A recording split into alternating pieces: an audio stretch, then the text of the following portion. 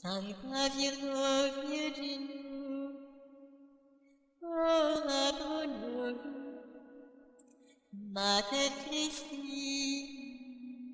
ora pro nobis, Mater Ecclesiae, ora pro nobis, Mater Divinae Gratiae, ora pro nobis, Mater Purissima, ora pro nobis, Mater Castissima, ora pro Le 19 septembre tombait un samedi, la veille de la fête de Notre-Dame des Sept Douleurs, dont l'Église récitait les premières vêpres à l'heure même de l'apparition. Le discours de la Très Sainte Vierge, son vêtement, ses larmes, le chemin qu'elle fit qui a exactement les sinuosités de celui du calvaire, tout fut en rapport avec cette fête. Pour commencer, voici le récit de l'apparition tel que nous l'a rapporté Mélanie dans sa brochure de Lecce. M'étant réveillé et ne voyant pas nos vaches, j'appelai Maximin et je gravis le petit monticule. De là, ayant vu que nos vaches étaient couchées tranquillement, je redescendais et Maximin montait, quand, tout à coup, je vis une belle lumière plus brillante que le soleil. Et à peine ai-je pu dire ces paroles. « Maximin, vois-tu là-bas ?»« Ah mon Dieu !» En même temps, je laissai tomber le bâton que j'avais en main. Je ne sais ce qui se passait en moi de délicieux dans ce moment, mais je me sentais attiré. Je me sentais un grand respect, plein d'amour, et mon cœur aurait voulu courir plus vite que moi. Je regardais bien fortement cette lumière qui était immobile, et comme si elle se fût ouverte, j'aperçus une autre lumière bien plus brillante et qui était en mouvement. Et dans cette lumière, une très belle dame assise sur notre paradis, ayant la tête dans ses mains. Cette belle dame s'est levée, elle a croisé médiocrement ses bras en nous regardant, et nous a dit « Avancez mes enfants, n'ayez pas peur. Je suis ici pour vous annoncer une grande nouvelle. » Ces douces paroles me firent voler jusqu'à elle, et mon cœur aurait voulu se coller à elle pour toujours. Arrivé bien près de la belle dame, devant elle, à sa droite, elle commence le discours, et des larmes commencent aussi à couler de ses beaux yeux. Ses beaux yeux. Si mon peuple ne veut pas se soumettre, je suis forcé de laisser aller la main de mon fils. Elle est si lourde et pesante que je ne puis plus la retenir. Depuis le temps que je souffre pour vous autres, si je veux que mon fils ne vous abandonne pas, je suis chargé de le prier sans cesse. Et pour vous autres, vous n'en faites pas cas. Vous aurez beau prier, beau faire, jamais vous ne pourrez récompenser la peine que j'ai prise pour vous autres. Je vous ai donné 6 jours pour travailler. Je me suis réservé le 7e, et on ne veut pas me l'accorder. C'est ce qui appesantit tant le bras de mon fils. Ceux qui conduisent les charrettes ne savent pas parler sans y mettre le nom de mon fils au milieu. Ce sont les 2 choses qui appesantissent tant le bras de mon fils. Si la récolte se gâte, ce n'est qu'à cause de vous autres. Je vous l'ai fait voir l'année passée par les pommes de terre. Vous n'en avez pas fait cas. C'est au contraire, quand vous en trouviez de gâtés. Vous juriez et vous mettiez le nom de mon fils. Elles vont continuer à se gâter. À la Noël, il n'y en aura plus. Ici, je cherchais à interpréter la parole « pomme de terre ». Je croyais comprendre que cela signifiait « pomme ». La belle et bonne dame, devinant ma pensée, reprit ainsi. « Vous ne comprenez pas, mes enfants. Je vais vous le dire autrement. » Mais la Sainte Vierge reprend alors en patois le dernier paragraphe et continue, toujours en patois. « Si vous avez du blé, il ne faut pas le semer. Tout ce que vous sèmerez, les bêtes le mangeront, et ce qui viendra tombera tout en poussière quand vous le battrez. il viendra une grande famine.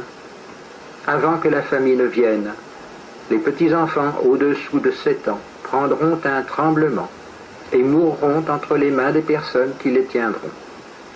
Les autres feront pénitence par la faim. Les noix deviendront mauvaises, les raisins pourriront. Ici, la belle dame qui me ravissait resta un moment sans se faire entendre. Je voyais cependant qu'elle continuait, comme si elle parlait, de remuer gracieusement ses aimables lèvres. Maximin recevait alors son secret. Puis, s'adressant à moi, la très sainte Vierge me parla et me donna un secret en français. Ce secret, le voici tout entier et tel qu'elle me l'a donné. Ici, Mélanie donne le texte de son secret, que nous verrons plus loin, et elle continue.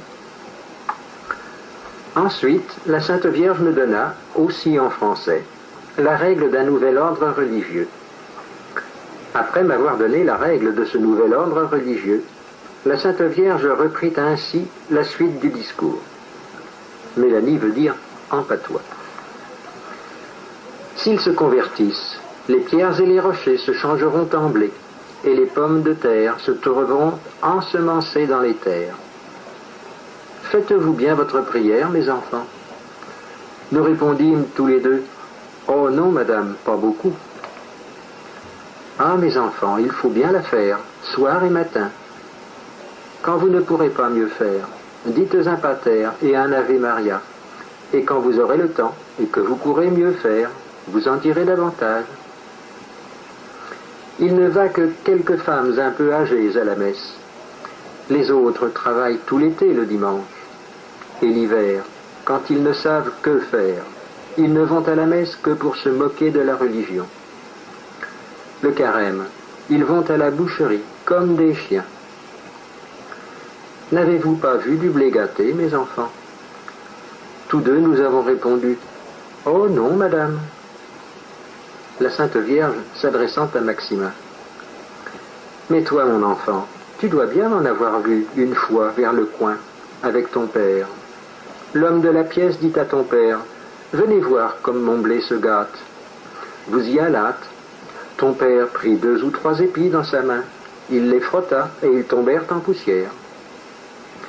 Puis en vous en retournant, quand vous n'étiez plus qu'à une demi-heure de corps, ton père te donna un morceau de pain en te disant « Tiens, mon enfant, mange cette année, car je ne sais pas qui mangera l'année prochaine, si le blé se gâte comme cela. » Maximin répondit « C'est bien vrai, madame, je ne me le rappelais pas. »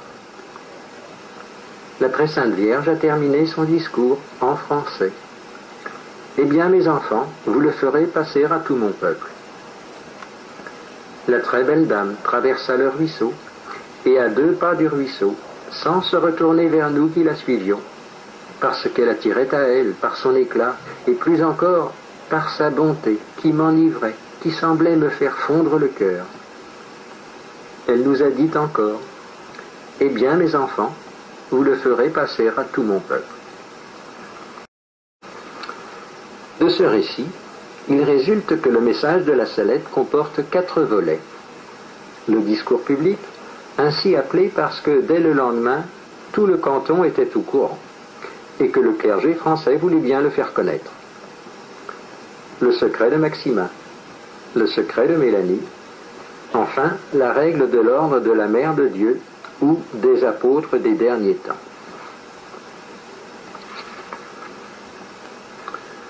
Premier volet, le discours public. C'est ainsi que l'on appelle les paroles de la très sainte Vierge que vous venez d'entendre, et que les enfants ont reçues, partie en français et partie en patois. Ce sont des reproches pour la profanation du dimanche, les blasphèmes, la violation de l'abstinence, et un appel à la prière et à l'observation des lois de l'Église. Mais tout cela ne semble guère correspondre à la grande nouvelle annoncée au début par la belle dame. Dans cette partie du message, les prêtres, le clergé ne sont pas cités. C'est d'abord à l'ensemble du peuple chrétien que s'adresse la très sainte Vierge. Elle le menace de châtiment prochain, qu'elle présente comme conditionnel, car, ajoute-t-elle, s'ils se convertissent, les pierres et les rochers se changeront en blé, et les pommes de terre se trouveront ensemencées dans les terres. Ainsi, en même temps que les menaces, elle fait des promesses, et nous verrons que les effets de la conversion, quand elle eut lieu, furent miraculeusement bénéfiques. Le secret de Mélanie, appelé aussi secret de la Salette. En prenant connaissance, Pie IX s'est tourné vers les deux envoyés de Monseigneur de Grenoble. Ce sont des fléaux, leur dit-il, qui menacent la France. Elle n'est pas seule coupable. L'Allemagne, l'Italie, toute l'Europe est coupable et mérite des châtiments. À partir de 1860, Mélanie, de retour d'Angleterre, et sa mission ayant été confirmée par le pape, a communiqué son secret à quelques ecclésiastiques. Il fut ensuite publié en 1872 et 1873, avec approbation de Pie IX et imprimatur du cardinal Sforza, archevêque de Naples. En 1878, la rédaction complète et définitive du récit de l'apparition par Mélanie était soumise à Léon XIII, qui aussitôt déclara « Ce document doit être publié ». Publication qui eut lieu en 1879 avec imprimatur de Monseigneur Zola, évêque de Lecce, près de Naples. Mélanie en fit une réédition en 1904 à Lyon, avant de quitter la France. Et cette brochure fut adressée à tous les évêques et prêtres de France. L'abbé Rigaud disait en posséder 28 éditions différentes et toutes avec imprimatur. En plus du message littéral, des paroles mêmes de la Très Sainte Vierge transmises dans le secret, Mélanie a toujours dit qu'elle avait en même temps la vue, la vision de ce qui lui était révélé. Et cette vue disait ou montrait 100 fois plus que ce qu'elle entendait. Pour elle, la vue était aussi certaine que les paroles du secret, et elle affirmait que pas un mot n'en tombera à terre, pas plus qu'un mot sorti des lèvres bénies de la Sainte Vierge. Sur la fin de sa vie, pendant ces 5 années dans le voisinage de l'abbé Combes, Mélanie s'est laissé arracher quelques commentaires de ce secret, et l'on en retrouvera dans certains passages de cet exposé. Nous allons maintenant parcourir rapidement ce secret.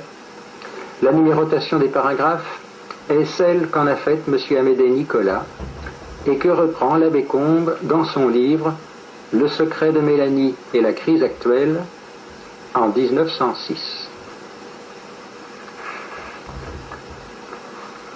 Premier paragraphe. Mélanie, ce que je vais vous dire maintenant ne sera pas toujours secret. Vous pourrez le publier en 1858. De 1846 à 1858, cela fera 12 années. 12 années qui vont permettre le retentissement de l'apparition et la diffusion du discours public dans le monde entier, avant la guerre, que le démon ne va pas manquer de susciter au secret. En attendant, les paroles du discours public ne porteront pas ombrage aux prêtres, qui y trouveront même un appui à leurs exhortations aux fidèles.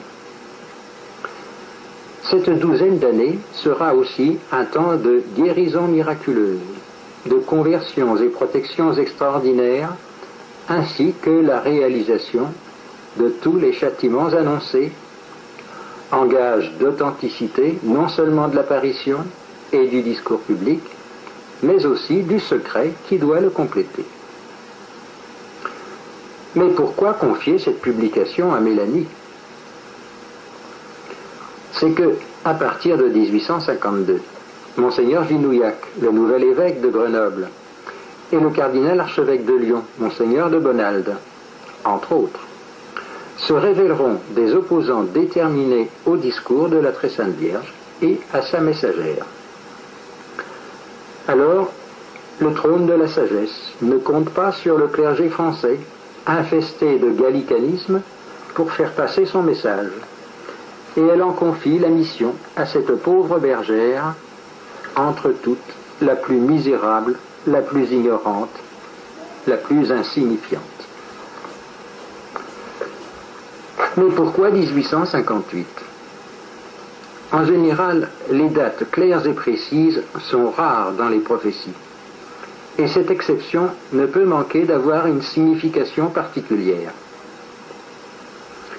1858 est la date d'un nouveau rendez-vous. Mélanie doit faire connaître le secret que lui a laissé la Sainte Vierge en 1846. Mais elle est enfermée en Angleterre, à l'instigation de Monseigneur Genouillac. Alors, c'est la Sainte Vierge qui va parler à la place de Mélanie. Et elle revient, non pas à la Salette, mais à Lourdes. À Lourdes, Marie ne pleure plus. Elle est seulement triste. Et elle ne dit plus que le minimum. Priez pour les pécheurs. Et elle crie, pénitence, pénitence, pénitence, avant de signer, je suis l'Immaculée Conception. Elle résume et rappelle ainsi le message de la Salette. Et par sa signature, semble remercier le pape qui vient de définir ce dernier dogme marial. Elle demande seulement une chapelle, pour laquelle les pèlerins apportent des offrandes. Mais elle n'a pas de message pour le clergé.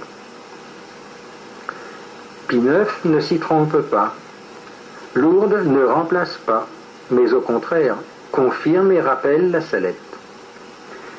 Et lorsque Mélanie fera appel à Rome pour s'échapper de son Carmel de Darlington, Pie IX la confirmera dans sa mission de diffuser le message de Notre-Dame, y compris le secret, et la dispensera de tout ce qui pourrait y faire obstacle dans son état de religieuse. Paragraphe 3. Dieu va frapper d'une manière sans exemple. À l'époque du déluge, l'impureté était peut-être plus générale, mais l'impiété l'était moins. L'athéisme, le matérialisme, le spiritisme, le luciférianisme l'emportent infiniment en perversité, en impiété, sur l'arianisme, le protestantisme et toutes les hérésies ensemble du passé. Dans les siècles précédents, on attaquait certaines vérités. Maintenant, on renie tout, on veut tout démolir. Rappelez-vous ce prêtre qui proclamait après le dernier concile « Il faut casser la baraque », c'est-à-dire l'Église ancien style. Devant une impiété générale sans exemple, Dieu va frapper d'une manière sans exemple.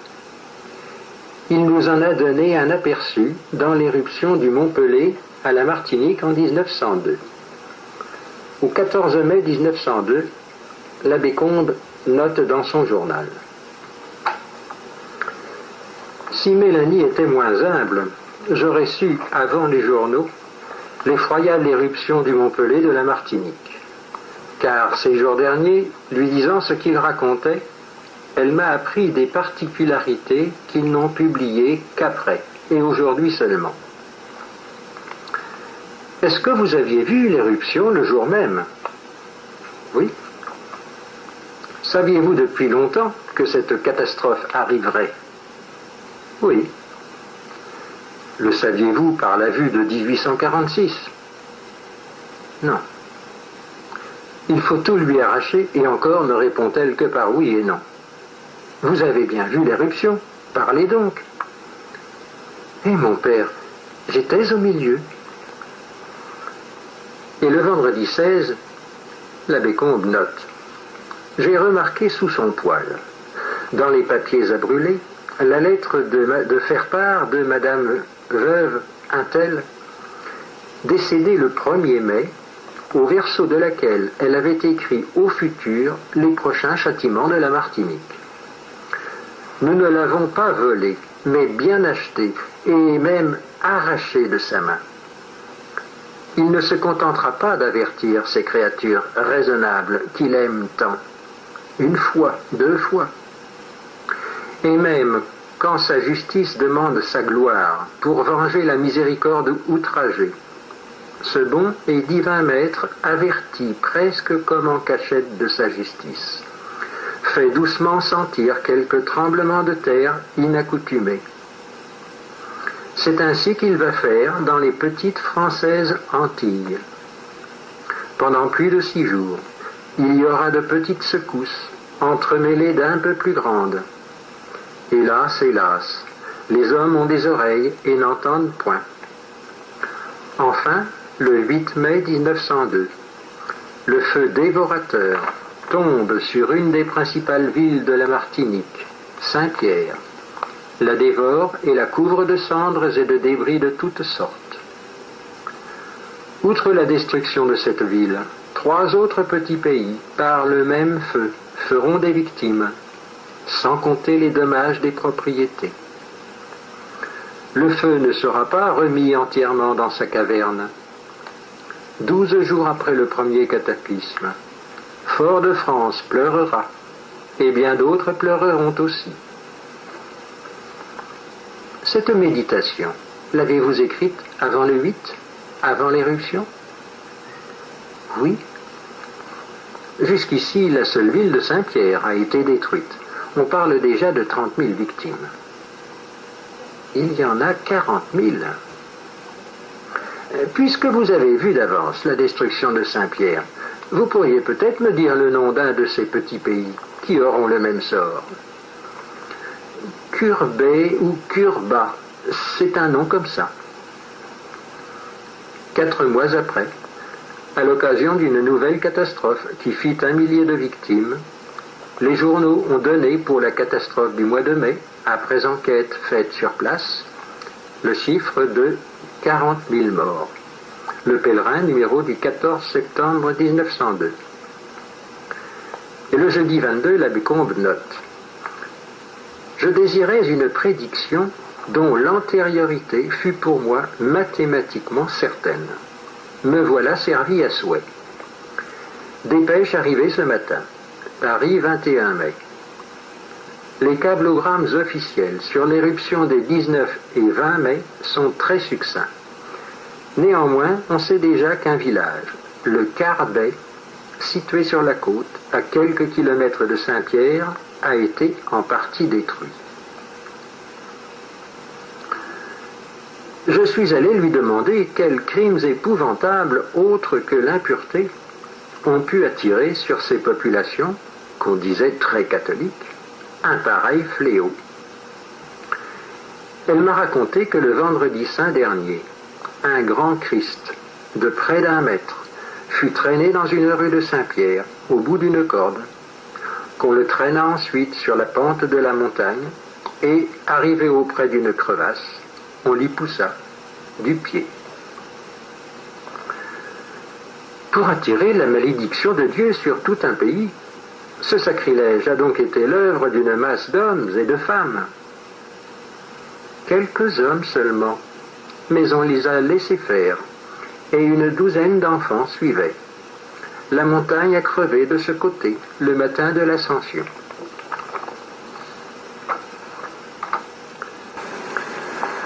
Comment Dieu peut-il punir pareillement, penserez-vous peut-être?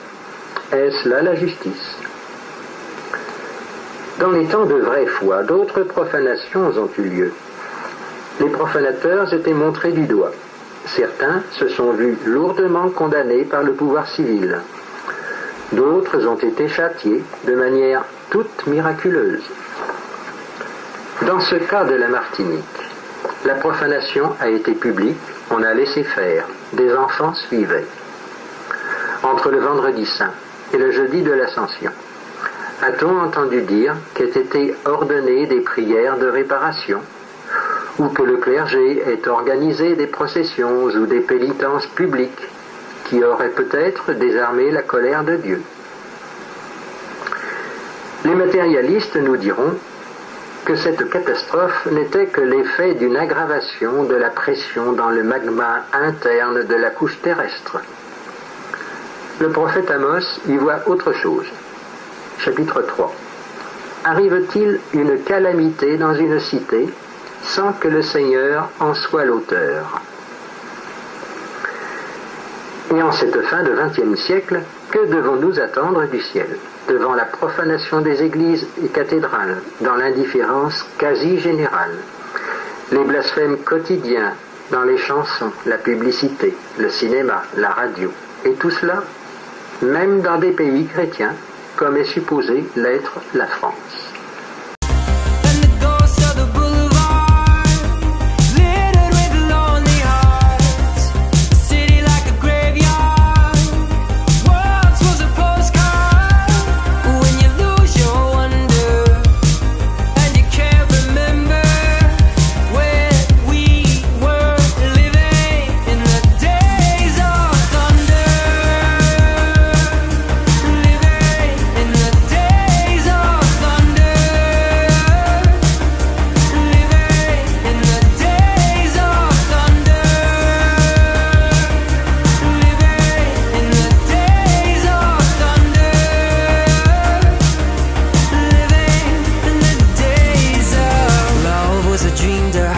Was a king-size bed, was an escape plan, was an open hand. Now it's a dog from hell, it's a dream you sell, it's an epitaph, it's a photograph.